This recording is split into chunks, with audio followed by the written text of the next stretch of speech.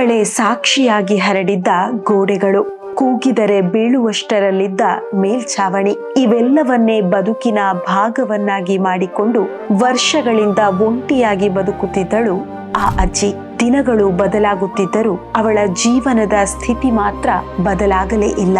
ಬಿರುಕು ಬಿದ್ದ ಗೋಡೆಗಳು, ನಾಶವಾಗುತ್ತಿರುವ ಮನೆ, ಪೌಷ್ಟಿಕ ಆಹಾರವಿಲ್ಲದೆ ಬಳಲುತ್ತಿದ್ದ ದುರ್ಬಲ ದೇಹ, ಇವೆಲ್ಲವೂ ಅವಳ ದಿನನಿತ್ಯದ ಹೋರಾಟಗಳ ಮೌನ ಸಾಕ್ಷಿಗಳು. ಸುತ್ತಮುತ್ತ ಜನರ ಸಂಚಾರ ಇದ್ದರೂ ಅವಳ ನೋವು ಯಾರಿಗೂ ಗೋಚರವಾಗಲಿಲ್ಲ.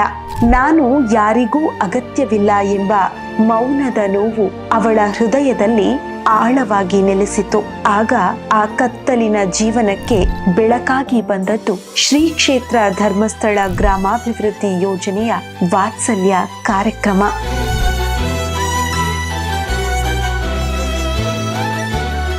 ಈ ಕಾರ್ಯಕ್ರಮದ ಅಡಿಯಲ್ಲಿ ಕೆಲವು ವಾರಗಳಲ್ಲೇ ಬಿರುಕುಗಳಿಂದ ತುಂಬಿದ್ದ ಆ ಹಳೆಯ ಮನೆ ಹೊಸ ಆಶ್ರಯವಾಗಿ ಪುನರ್ ನಿರ್ಮಾಣವಾಯಿತು. ಬದುಕಿನ ಭಾರ ತಾಳಲಾರದೆ ಕುಸಿದು ಹೋಗುತ್ತಿದ್ದ ಅವಳು ಇಂದು ತನ್ನ ಹೊಸ ಮನೆಯ ಬಾಗಿಲಲ್ಲಿ ನೆಮ್ಮದಿಯ ನಗು ಬೀರುತ್ತಾ ನಿಂತಿದ್ದಾಳೆ. ನಿಜವಾಗಿ ಮನೆ ಬಹಳ ಸಣ್ಣದು, ಆದ್ರೆ ವಾತ್ಸಲ್ಯ ಅದಕ್ಕಿಂತ ದೊಡ್ಡದು.